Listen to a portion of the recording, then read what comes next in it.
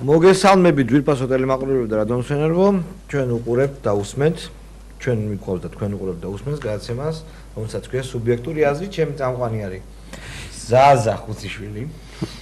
ჩემ მარჯვენა ხელი თქო პირდაპირ ესე გავა. ჩვენ მარჯვენა ხელი არის. ეს გაკოა თაბაგარი, ჩემ მარჯვენა ხელი გაზონე. ეს პრივატ მოძრაობ და ჩვენი თანაწამყვანი ელისო ჩაფიცი, მოგესალმებით. ელისო, შენმა კომენტარმა ხაჭაპურზე გამოიწვია მიშისტების ქილიკი. დიახ. ხო და იცოდი რომ ეს მოყვებოდა?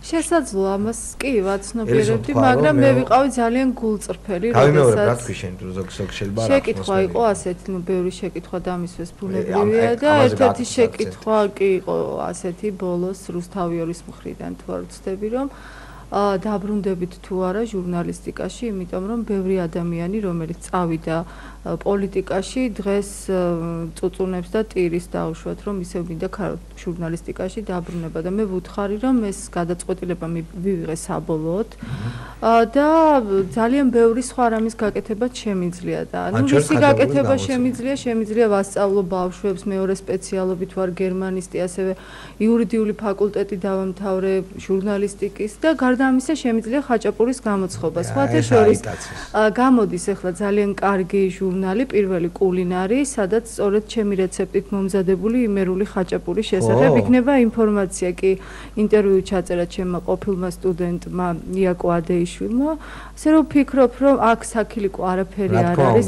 ქართველი ქალების 80% აკეთებს ხაჭაპურს. მე დავპირდი ჩვენს კოლეგა ორესია ვართანიანს, რომ მასაც ვასწავლი ხაჭაპურის გამოცხობას და მე ვფიქრობ, რომ ამაში ცუდი არაფერი არ არის. მე არ მინდა რომ ვიცი დაახლოებით ორი ბოდიში შეგაწყვეტინე ორი ხაჭაპური ვიცი, სადაც რიგი დგას. საცხობი ისეთი პატარა, სერიოზულად ვიცი, რომ მიხვალ უცბად ვერ იყიდე და უნდა დავეცადოთ 15 წუთი. ანუ ეს მცირე ბიზნესის ერთ-ერთი მიმართულება არის საცხობი და სადაც კარგი ხაჭაპური ცხება, იქ ყოველთვის კლიენტი ჭარბად არის. აი ამ განცხადების შემდეგ სერიოზულად გაცილებით მეტი ნდობა მოიპოვა ჩემში, იმიტომ რომ ჩემში ნაკლებად სანდოა ის ქალი, რომელმაც არ იცის გემრიელი სათმელების კეთება. ამჯერას არ მწავს ესეთი ქალი. უბრალოდ მე ვფიქრობ, რომ პოლიტიკოსი უნდა იყოს, ჯერ ეს ერთი მე ბოლომდე ესე რომ ვთქვათ როლში შესული არა ვარ როგორც პოლიტიკოს და ვიქნები ყოველთვის ისეთი როგორიც ვარ. ამიტომ არ ვაპირებ რომ რაღაც ისეთი შთაბეჭდილება შევუქმნა ადამიანებს, როგორცაც PR მენეჯერები შემიქმნენ. მე ვარ ასეთი ადამიანი როგორიც ვარ. ნახოთ რა ხდება რესპუბლიკაში. კი ბატონო. ერთი-ორი სიტყვას მეც დავამატებ თუ შეიძლება აქ ახლა საუბარი რაზე არის ისინი ცდილობენ იმის ჩვენებას საზოგადოებისთვის რომ თქვათ აი ადამიანი რომელიც არის ჟურნალისტი და შეიძლება სხვა მიმართულებებით ცოდნა გამოცდილება არ აქვს აი ამას უნდა ხაზის გასმა და მე კიდე ერთხელ მინდა აღვნიშნო რომ ხშირ შემთხვევაში ამას დაუფიქრებლად აკეთებენ იმიტომ რომ თვითონ არიან ძალიან სუსტ პოზიციაში აი რამეჯერმე ჩვენ ვახსენეთ რომ აი ისეთ წერტილოვანი ხო აი თითქოს ახლა ნუ ჩვენი ბოლო ორი თავდაცვის მინისტრი რო ავიღოთ ახლა ვინმე რო თქვას რომ ან ბოროდინო ქონდა ერთს მოგებული ან ვერ გაიგებ ხო ქალბატონი ქობალიას ვახსენეთ ახლა მართლა არაფერს არ ვერჩი არ ვიცნობ და ღმერთმა წარმატებული მინისტრი ამყოფს მაგრამ აი როდესაც ის ინიშნება ხო მაშინ არ უჩნდებათ კითხვები და ადამიანი როდესაც პოლიტიკაში მიდის ამდენი კითხვა რჩება და მინისტრად რომ მიდის ადამიანი რომელსაც თქვა არ უმუშავია შესაბამის სტრუქტურებში და საერთოდ შეიძლება არც იცოდეს საქართველოს ეკონომიკური პოტენციალი, ხო? და გათვლილია იმაზე, რომ თქვა ნიჭიერი ადამიანია და გაიგებს და ელისო ვერ გაიგებს, ხო?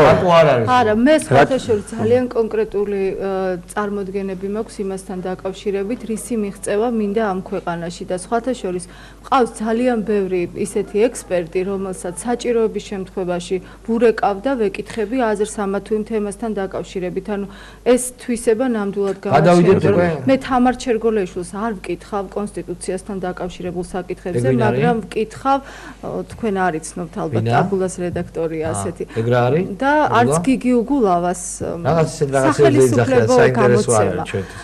მოდი გავაგზავნოთ საუბარი რა. კითხა ვახტანგ ხმალაძეს, ბატონ ალთო დემეტრაშვილს, ბატონ პაატე ყოღუაშვილს სოფლის მეურნეობასთან დაკავშირებით და კიდევ ძალიან ბევრი ადამიანს, მაგრამ მე ვიცი მიზანი რისი მიღწევა გვინდა. კარგით, საერთოდ პოლიტიკაში წასული ჟურნალისტების თვალსაზრისითაც რუსთავიორი ძალიან სერიოზული ტრამპლინია და ამიტომ თავის ძალიან ბევრი არის ხო იქიდან წასული და ნუ ის თუ შეიძლება მოდით ძალიან პოზიტიური რეაქცია ჰქონდა გუშინ საზოგადოებას ჩვენს პრეზენტაციაზე და აქედან გამომდინარე ძალიან პოზიტიური რეაქცია მეგობრებო გავაგრძელოთ ჩვენი საქმე შენ ჯერ წამყვანი ხარ თავარი ნიუსი შალვა გეტყვი დაუბრუნდეთ ეს ვაგემართოს აღარ გავაგრძელოთ საქართველოში საპარლამენტო და საპრეზიდენტო არჩევნების ვადების შეცვლის მოთხოვნით საკონსტიტუციო სასამართლოში დღეს სარჩელი შევა. შეიტანა რა კოკი იონათ ამიშვილის ყოფილმა ორგანიზაციამ. თუმცა ის გამოხმაურება იყო უკვე უმრავლესობიდან. და გამორიცხეს? იმან კუბლაშმა თქვა კონსტიტუციურ ვადებში ჩატარდება. ოღონდ არ დაუკონკრეტებია რომელ ვადებში. არა, შემოდგომა არსებობს. მე წავიკითხე რომ უმრავლესობის წევრები ამბობენ რომ ისინი დარწმუნებულები არიან რომ ოქტომბერში ჩატარდება არჩევნები კი. არა, აქ რაში არის საქმე? აი ეჭვებს რა იწვევს? პირველი ის რომ ამას წინ უძღოდა ამ ორგანიზაციის შემოწმება.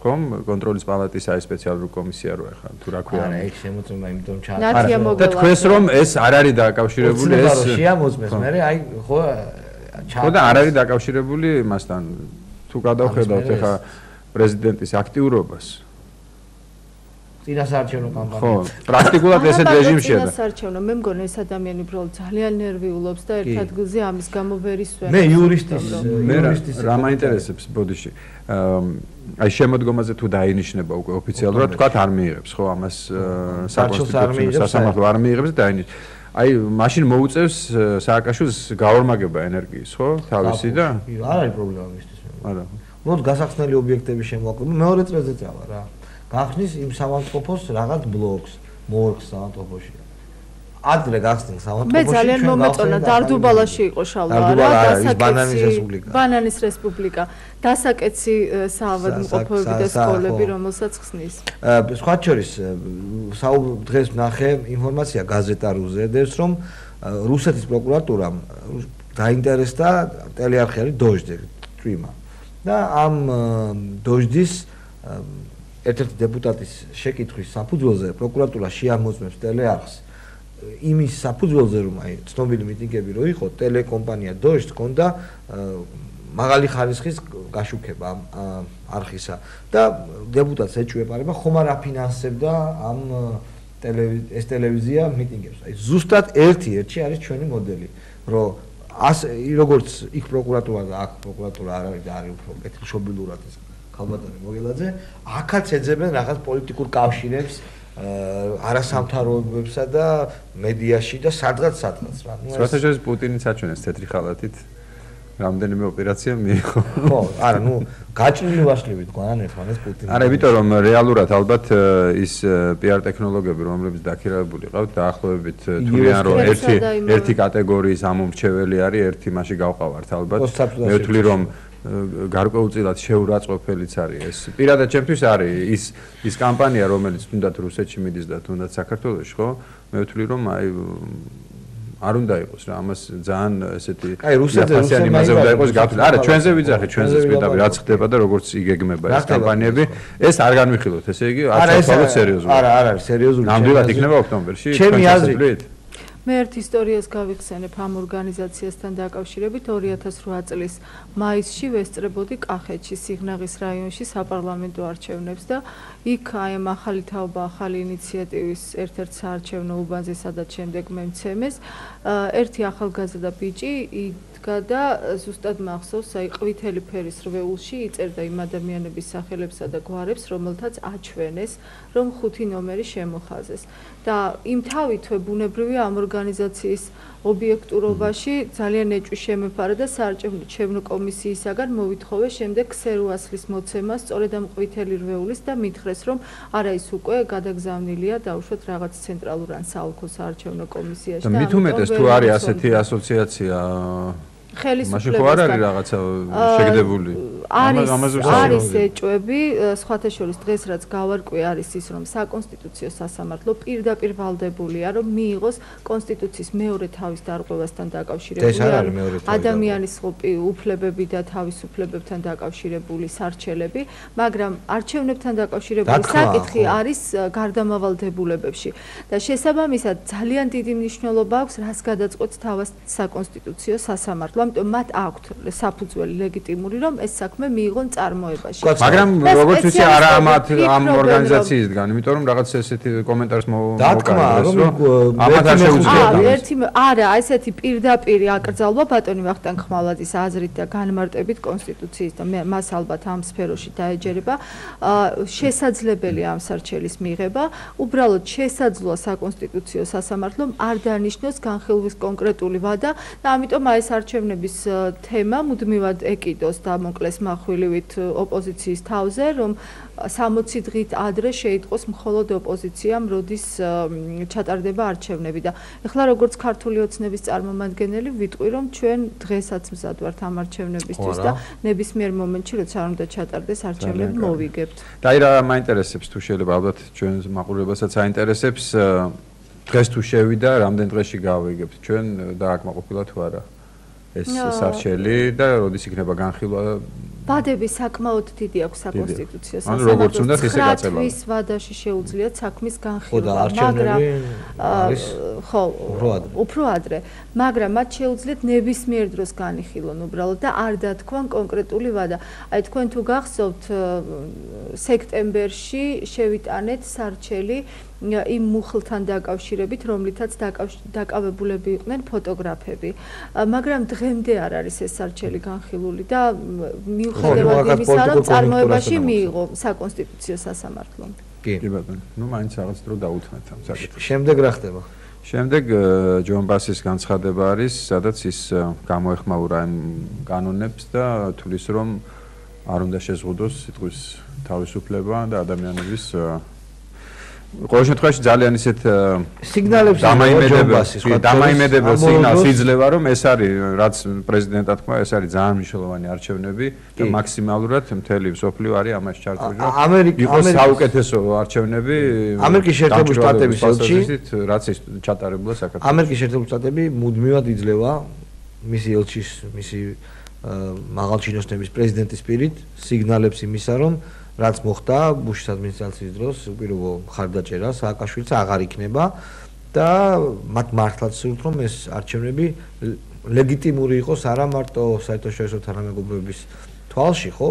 პირველ რიგში ჩვენს თვალში და ქართველი მოსახლეობა. ანუ ამერიკის შეერთებულ შტატებს უკვე როგორც ჩანს, სჭირდებათ აქ თავრობა, ხელისუფლება, რომელსაც გაცილებით მაღალი ლეგიტიმაციის ხარისხი და მხარდაჭერა აქვს ხალხისა, ვიდრე ეს თავრობა. რადგან აშკარად გამოკვეთილი მოკავშირე ვართ ამერიკის, ალბათ მათთვის ძალიან მნიშვნელოვანია დანარჩენი საზოგადოების, ევროპული ქვეყნების და თუნდაც რუსეთის დამოკიდებულება იმ პროცესების მიმართ, რომელიც განვითარდება და თუ კი აქ დიდი ეჭვები გაჩნდება, ხო, ეს მათი პრესტიჟის შელახვის საშიშროებასაც აყენებს, ამიტომ მხოლოდ იმიტომ არის მომხიბვლელი, რომ ეს არის დემოკრატიული ქვეყანა და ამ პრინციპებზეა მოწყობილი დემოკრატია. მე მგონი შენც იგივე ფურცელი გიჭირავს, რაც მე სახალხო დამცველის. კი, მაესტროსთან დაკავშირებით მინდა ვისაუბრო.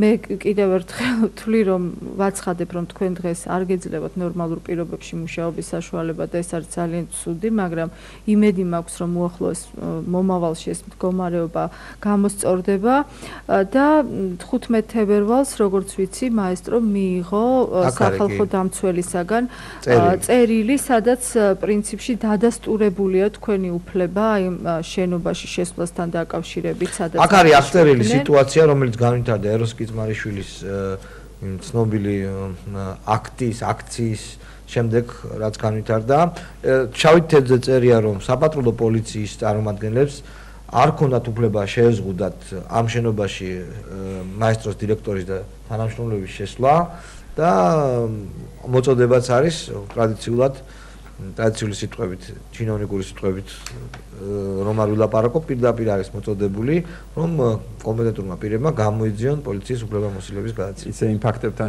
შედარებით, რაც უკვე დაფიქსირებულია ჩვენს დღევანდელობაში ხო დაწყებული 7 ნოემბრიდან და შემდეგ იმედის საქმე და თუნდაც 26 მაისი ხა ბაჩოს ორი დღე სამსახურში არ შეშვება ცოტა. მე ერთი რაღაც მინდა ერთ რამას ხაზი დარჩება ეს საქმე ძალიან დიდხანს. სახალხო დამცველის აპარატი ჩვენ ამ შემთხვევაში ტელეკომპანია მაესტროს წერს რომ მიუხედავად რომ 31 იანვარს გაუგზავნეს მათ საქართველოს შინაგან საქმეთა სამინისტროს ადმინისტრაციაში წერილი, მითითებულია რეგისტრაციის ნომერი და მიუხედავად იმისა რომ გავიდა საქართველოს სახალხო დამცველის შესახებ საქართველოს ორგანული კანონით დადგენილი ვადა აღნიშნულ მიმართვაზე პასუხი დღემდე არ მიგვიღიაო და ძალიან ცუდია თუ პოლიცია არცემს პატივს სახალხო დამცველის აპარატის მიმართვას და დროულად არ ახდენს რეაგირებას ასეთ თემებზე. ნათელი გახდა უკვე. ხო, უბრალოდ დადასტურებულია ის რომ პოლიციის ვალდებულებაა რომ ასეთ კონფლიქტურ სიტუაციებში დაამყაროს წესრიგი. ნათელი გახდა აი ამ პოლიციის ქმედებით და შემდგომი უმოქმედობით იცით რომ ეხლაც არის იქ იმ შენობაში გაურკვეველი პირები არიან. იცით რომ ვისი კუთვნილით არის ფართი. მე პატრონეს მაშია გადასული უკვე და იმ მე პატრონესთან გააფორმა რადიომ. უკვე ხელშეკრულება და არ უშვებენ. და პოლიცია ამ საქმეში არ არის. მე მახსოვს შალვამ როგორ მკითხა იმ დილით როგორც აი პირველი ტალღა იყო 8-9 საათი იყო დაახლოებით იქ რომ მივედით ეზოში ვიყავით და შენ ვის მხარეს ხარ ელისო და მე აი ნამდვილად არ ვიცოდი იქ რა ხდებოდა ანუ დამფუძნებლებს შორის რა დავა იყო და ვუთხარი რომ მე ვარ ჟურნალისტების მხარეს ბუნებრივია რომ მათ კონდეთ უფლება რომ იმუშაონ და შემდეგ უნდა არ ვიცოდი მაშინ ნამდვილად მაგრამ შემდეგ უნდა გაარკვიო ადამიანმა დაუშვათ რა ტიპის დავა დამფუძნებლებს შორის თუმცა ჩემდა სამწუხაროდ მართლაც გაირკვა რომ ამ შემთხვევაში ეროსის თუ პირდაპირ არ მოქმედებდა ხელისუფლების დავალება ძალიან აწევდა ის რაც როგორც განვითარდა ეხმარება ხელისუფლება აშკარად. აი ბიძინა ივანიშვილის პარტიის ოფისების დაქირავებაზე არის ინფორმაცია რომ ხელს უშლიან უკვე მოლაპარაკებულ საქმეებზე მეორე დღეს უარია. ხო უარი არის და აქვე ჩვენ მაყურებელს ვეტყვი განცხადების შესახებ რომელიც ქალბატონმა ნინო ბურჯანაძემ გაავრცელა არ ვიცი სად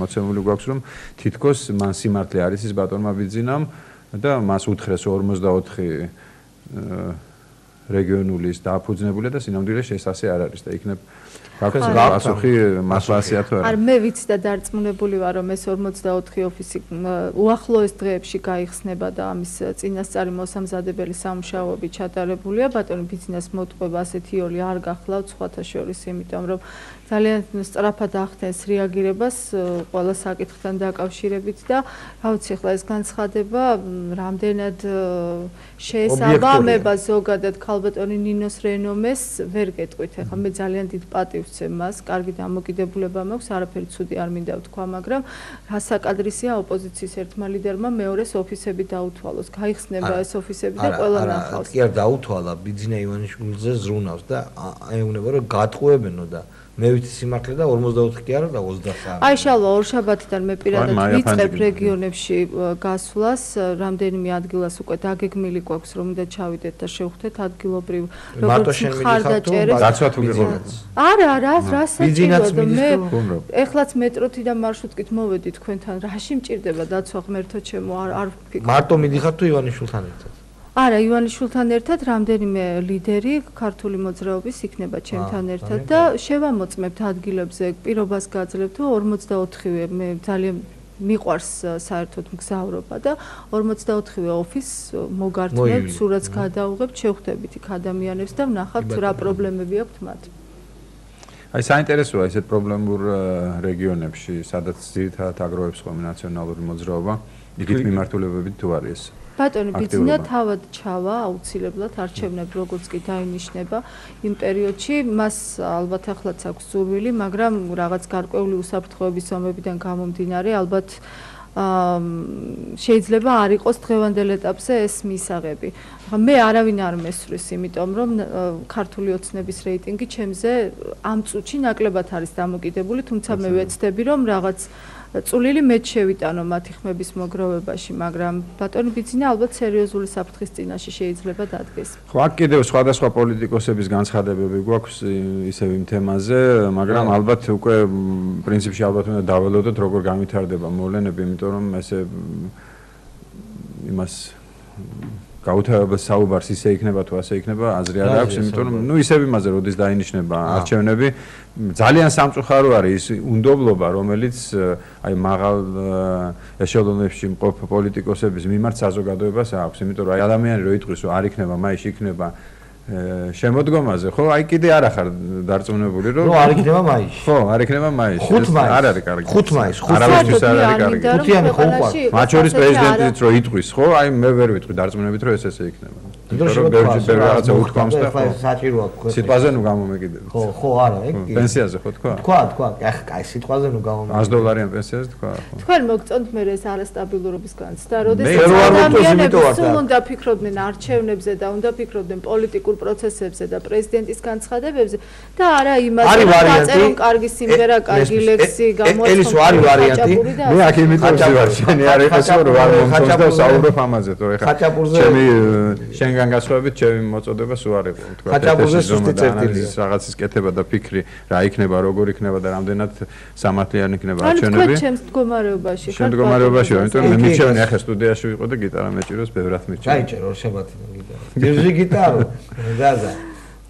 ხო, კიდევ გვაქვს ესეთი ინფორმაცია, რომ ვენეციის კომისიას მიეწოდა შეფასებები იმ როგორც ვიცით შეცვლილ და იცით ხო ეს რამოდენიმე მათ მიწოდების შემდეგ ესეთი კორექცია გაკეთებული საკანონმდებლო თაღლითობას ჰქონდა ადგილი სიმართლე რომ გითხრათ მე რამდენადაც ვარ საქმის კურსში ამასთან დაკავშირებით ერთი ტექსტი და მინus ხშირად ხდება, ძალიან ხშირად. აი, მოქალაქეთა პოლიტიკური გაერთიანების შესახებ, სხვათა შორის აი რაზეც იგივე ჯონ ბასმაც ისაუბრა, აქაც ძალიან ისეთი ყურადღება ექცევა და მისასალმებელია, იმიტომ რომ ყველა მხრიდან გავთხილებულები ვართ, რომ ჩვენი მომავალი არის დამოკიდებული ამ არჩევნებზე. როგორც თქვენ ძალიან გვიშინ ბატონო ზაზამ რეიტინგებთან დაკავშირებით, რომ ჩვენი ხელისუფლება იღებს იმ რეიტინგებიდან ბიზნესის დაწყების თვალსაზრისით, რომ ვართ მეხუთე თუ მეექვსე ადგილზე, თუ მე-12 ადგილზე და მე-12.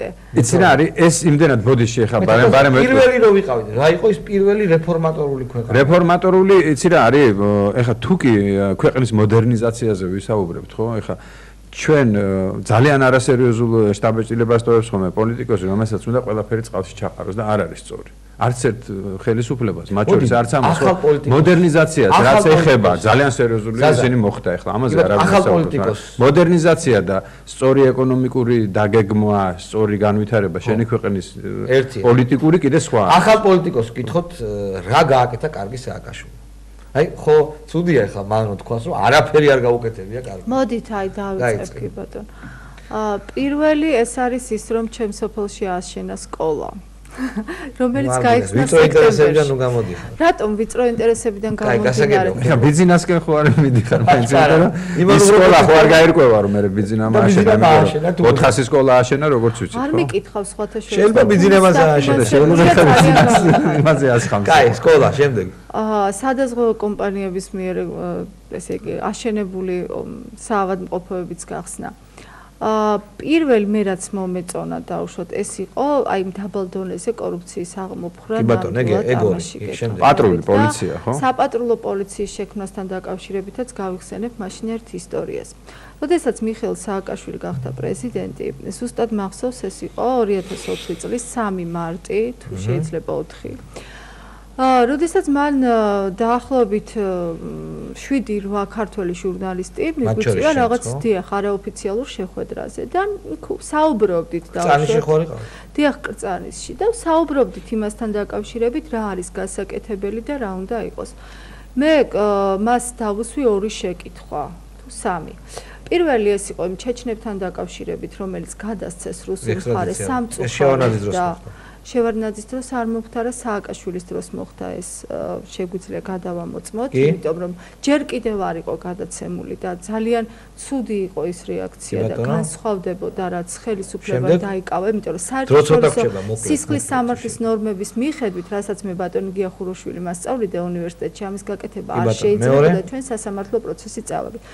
მეორე მე მას ვთხოვე რომ არ შეიძლება მეთქი რომ თბილისში ღამით იმოძრაოს 2-3 პოლიციის მანქანამ, იმიტომ რომ მე და ჩემს თანამშრომელ გიორგი ირემაშვილს იმ დღეებში არა მარტო იმის გამო რომ უსაფრთხოდ მე მიწევდა რედაქციიდან ძალიან გვიან ღამის პირველ 2-3 საათზე წასვლა და იმ თვეში მოხდა 3 ისეთი შემთხვევა რომ ერთხელ ახალგაზრდა ბიჭი ვიპოვეთ ვაზის უბანში რომელსაც რაღაც ჯანმრთელობის პრობლემების გამო ეგდო ძირს და სისხლის დიოდა და რომ ასე გზაზე მოუვიდა ეს რაღაც შეტევა და რომ არ გამოგვეძახებინა სასწრაფო ის დაიღუპებოდა მეორედ ნაავარიები ადამიანი ვნახეთ ისმის მეტროსთან და მასთან დაკავშირებითაც და რამდენიმე დღის შემდეგ მან გამოაცხადა მითხრა რომ ამ წინადადებას გაითვალისწინებდა საპატრულო პოლიციის შექმნა მე ვფიქრობ რომ საპატრულო პოლიცია ეხლა მოვყევი პირველად ეს ამბავი არა კი ეს ფრიანობაში შედის სერვისში და მოდერნიზაციაში რასაც ძალიან კარგი ნაბიჯი თავდაპირველ ეტაპზე და ყველაფერს სააკაშვილმა გააკეთა მათ შორის სადაზღვევო პროგრამებს პედაგოგებისათვის ჩვენ შევიარჩუნეთ. გია გაჩეჩილაძე უცნობი არის ჩვენი გადაცემის სტუმარი. სულ ცოტა ხანში რეკლამის შემდეგ ის მოვა. ხვალ კიდევ გელით ძვირფასო ელისო, ხვალ არის შენი მოგეობის ბოლო დღე და ამ მიკროფონსაც თანაწამყვანი სტატუსით დაიმშვიდობები და ძალიან ხშირად მოხვალ აქ როგორც პოლიტიკოსი. თუ არ გამაბლაზებ ჩალვა. არა, ნუ ეხლა თუ გაბრაზდებიათ სივიწყალიც გვაქვს სპორტში. პავლე ვალცი. ძალიან ბევრს. დიდი მადლობა იმისთვის რომ მოხვედი. ეხლა რეკლამა და შემდეგ გია გაჩეჩილაძე.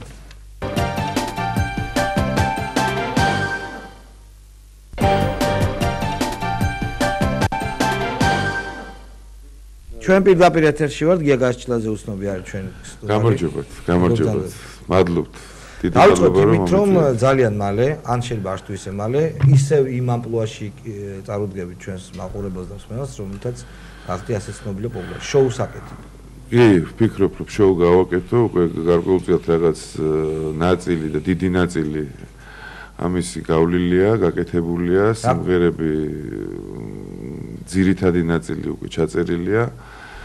და ეხლა რჩება უკვე ტერიტორიის მოძებნა. რა ქვია შოუს? რა ერქმევა? რა ბრენდით გავაქვს? ჯერჯერობით მოდი მას საიდუმლოდ დავტოვებ, იმიტომ რომ ძალიან ბევრი სიურპრიზი ელის მაყურებელს. შეგიძლია თქვა რა?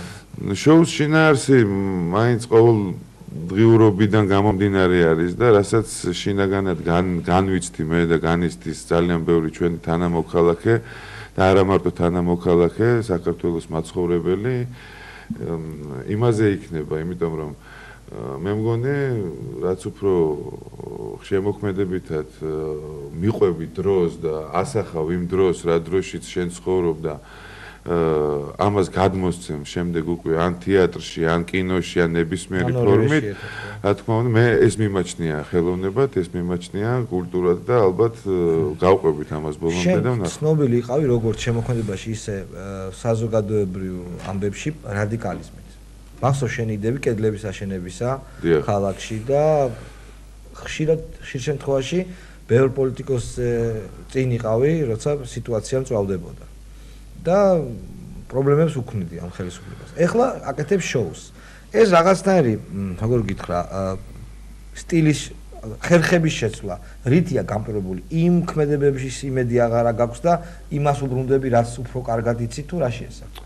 არა, ყველანაირად არა მარტო იმას უბრუნდები და უშუალოდ რაც მიკეთებია, მე ყოველთვის ვაკეთებდი იმას და ვეწინააღმდეგებოდი იმას, რაც მიმაჩნდა რომ ჩემ ქვეყანაში უსამართლო იყო. ეხლაც იგივე პოზიციაზე ვდგევარ და ეს მე ცოტა იმას შევიტან.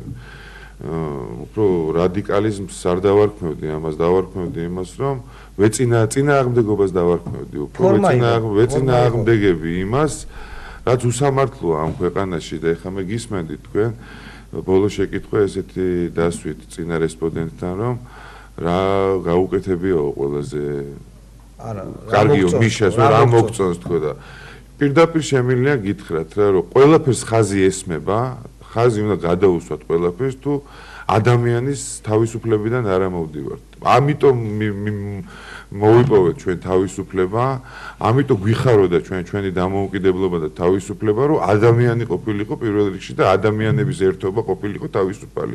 და არა კონკრეტული რომელიმე იმის, რა ქვია, ავტობანის ან სახლის ფასადის აშენება ან რაღაცა.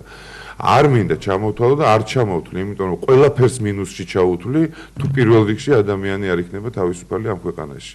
ეს არის ჩემთვის უმთავრესი და ყველაზე უფრო პრინციპული მომენტი ქვეყნის მშენებლობაში, იმიტომ რომ თუ ჩვენ ქვეყანაში ადამიანი არ იქნა თავისუფალი და თქვენ იცით რომ არათავისუფალი ადამიანები და ხა ავტობანები და ფასადები გიტლერის გერმანიაში ძალიან უხვად იყო და ეს არაერთხელ მithქვია და კიდევ ერთხელ ვიმეორებ, ფუჭია წყალში გადაყრილია ყველანაირი ენერგია და ყველანაირი შრომა. ანუ შენთვის საპირწონეზე ვერანაირად ვერ დაიდება, ვერანაირი ფასადი, რეალურად სტალინის დროს აკრო ცხოვრება იყო, ხო?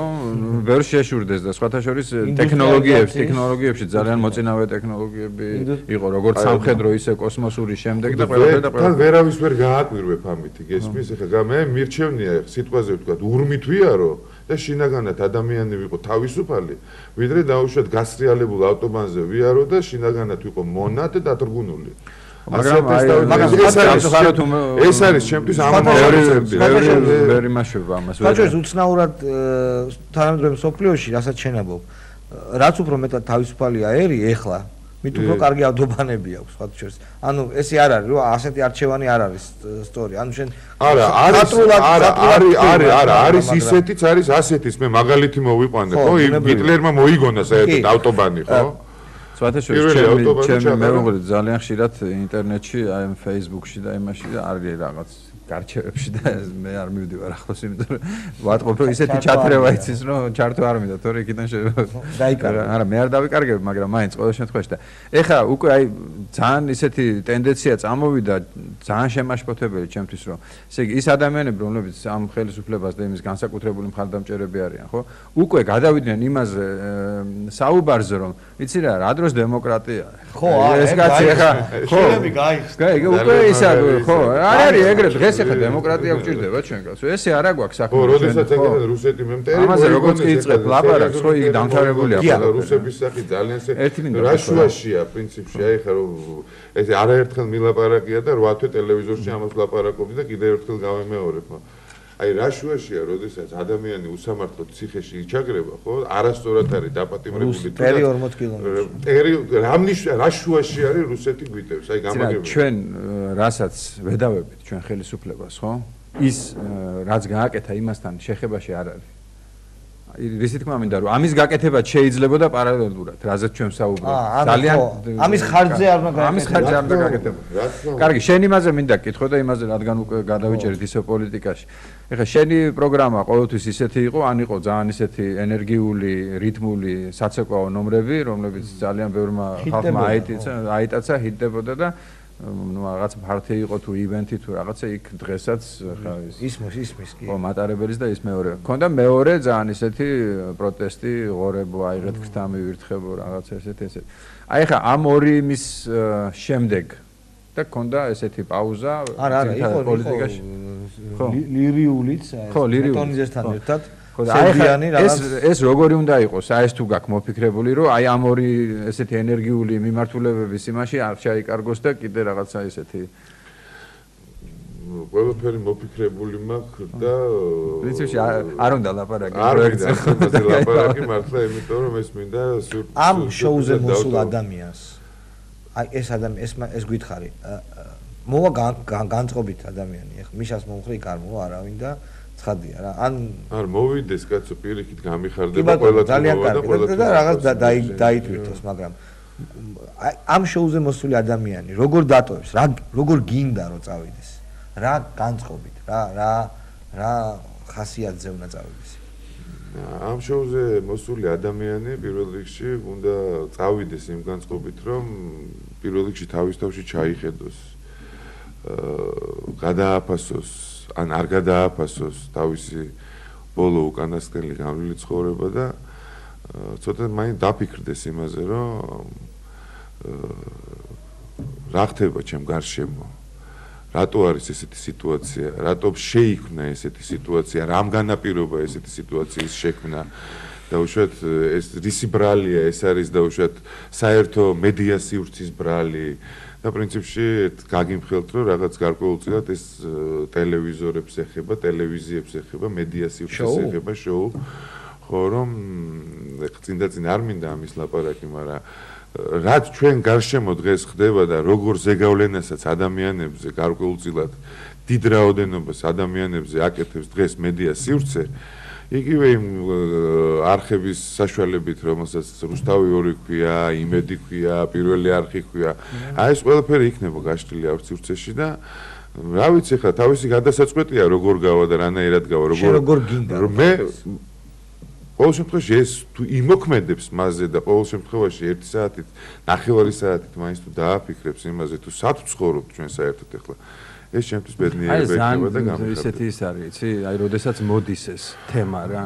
იმიტომ რომ ახლა რო უსმედი, კვირას ვაპირებ იმღერო სიმღერა, განთავისუფლება, რომელიც ბიძინა ივანიშვილის პრესკონფერენციის მერე დავწერე. რა აი, ჩემი ანალოგიური თემატიკა, მე არაფერი ვიჯექი და უყურებ. ხო, არა, გასწრებოდა ძალიან სასაცილო. ხო.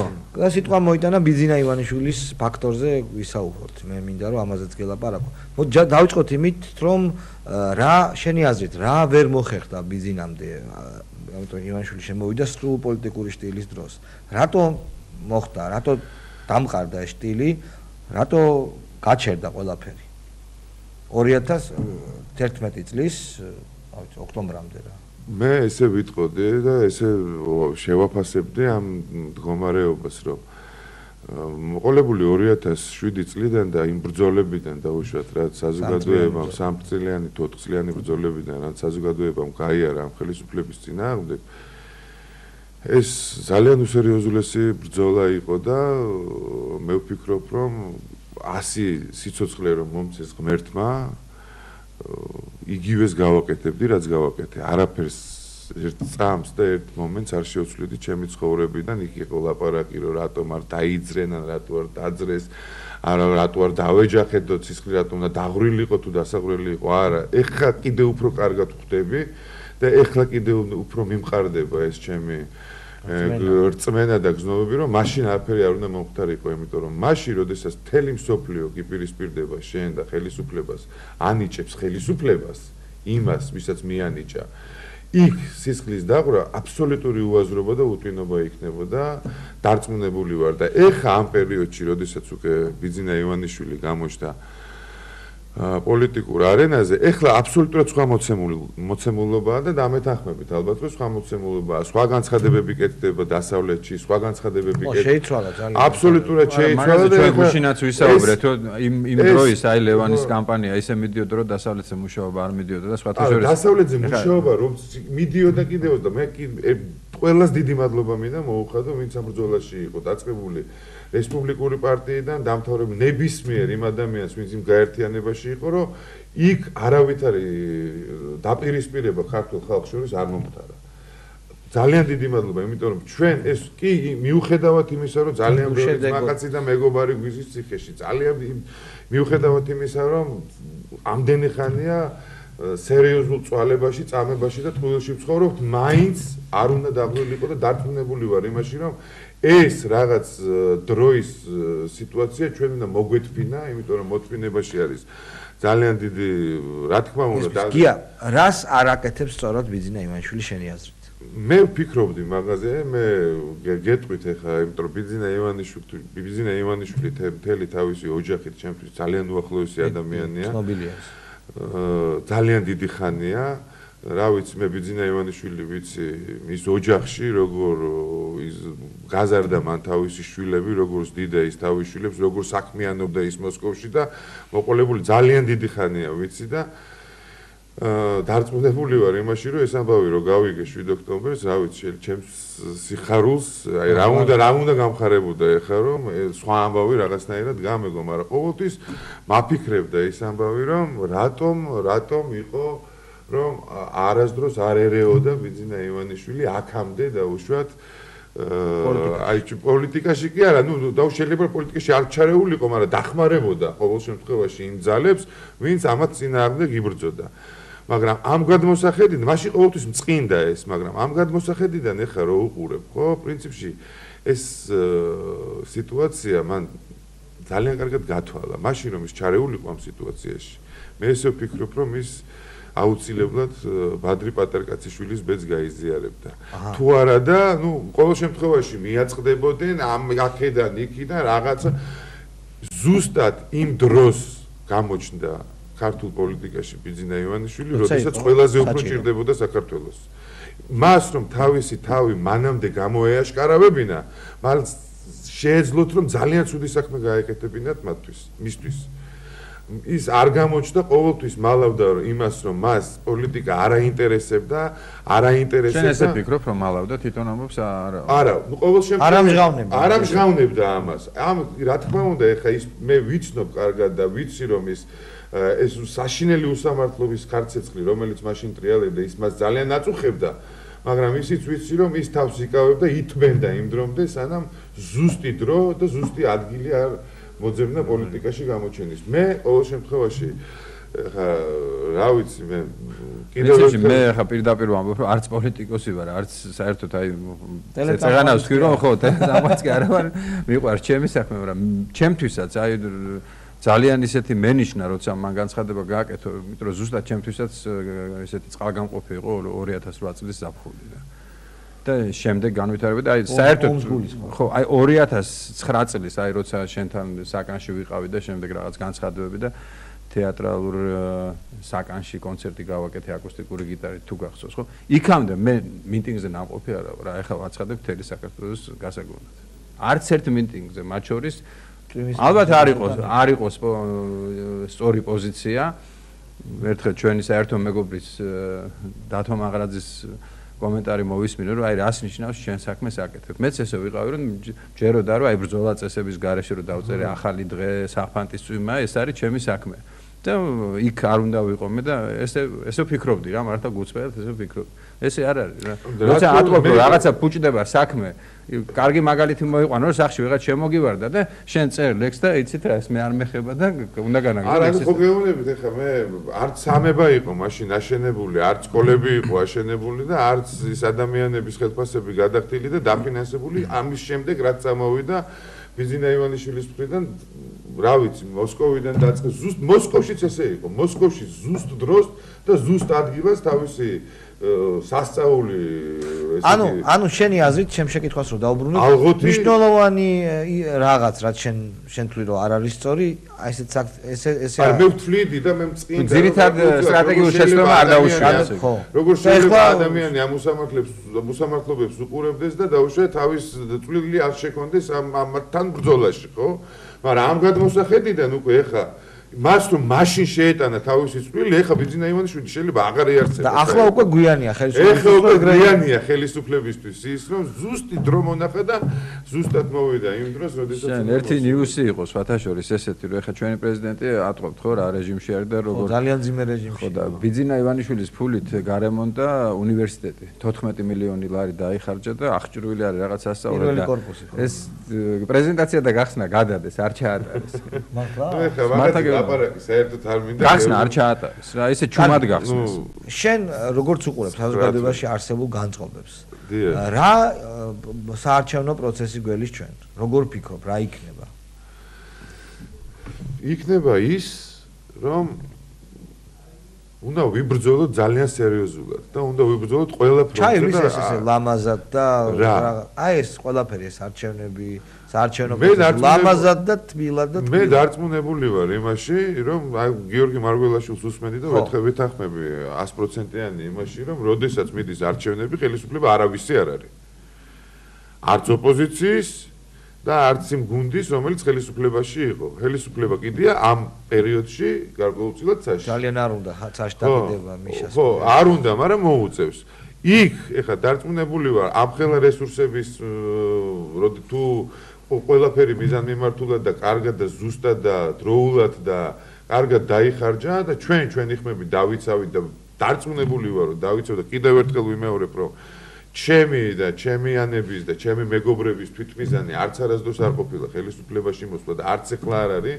უბრალოდ ერთი სათითაო თითოეული ადამიანის ხმა იქნება ჩვენთვის გადამწყვეტი და მნიშვნელოვანი რომ ის დავიცოთ ყველაფერი მაგრად იქნება. მე ამაში დარწმუნებული ვარ და კიდე მაისში რაც შეეხება ჩატარებულ არჩევნებს და ოქტომბერში ჩასატარებელს თუ ოქტომბერში რაც უფრო ახლოს გადმოწევენ, მით უფრო აწევენ თვითონ მუხტს და მით უფრო დარწმუნებული და მნიშვნელოვანი შეკითხვა ლევან გაჩეჩილაძე შენი ძმა პოლიტიკაში მყოფი, პოლიტიკიდან არ მიდის და საუბარია მუდმივად მესამე ძალის, მესამე ცენტრის ჩამოყალიბებაზე. როგორ ფიქრობ? ძალიან ბევრი ჭორი გადის ხო? ჭკვიანურია ეს. მოდი ეს პირდაპირ ვიტყვი რომ ეს არის აბსოლუტურად სიმართლეს არ შეესაბამება ეს სიტუაცია. ყოველთვის უთქვია ლევანსაც რომ მისი თვითმიზანი არ არის პოლიტიკაში მოსვლა, მისი თვითმიზანი არის ამოსამართლობის დანგრევა, რომელიც აუცილებლად დაინგრევა. ეს იქნება დაუშვათ მე არ ამგონია კიდევ ერთხელ ვიმეორებ რომ იმ მოედანზე და იმ პოლიტიკურ ასპარეზზე სადაც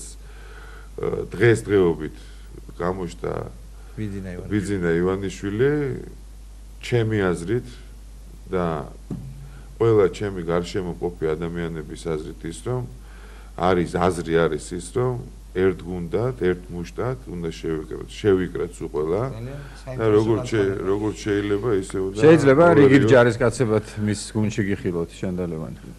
შეიძლება არც ვიყოთ მის გუნდში, მაგრამ ხარდამჭერებში ყოველ შემთხვევაში ვიქნებით, სადაც ამ დიდი მადლობა ბრძოლა იქნება აუცილებლად რა. გია გაჩეჩილაძე უცნობ იყო ჩვენი გასამართლე. წარმატებას გისურვებ შენ შოუში, რომელიც როდისთვის გეგმავ შენ რომ შეიძლება. არ ვიცი, გააჩნია არჩევნებს როდის გეგმავენ ეგენი. არჩევნებამდე? არჩევნებამდე მინდა კი.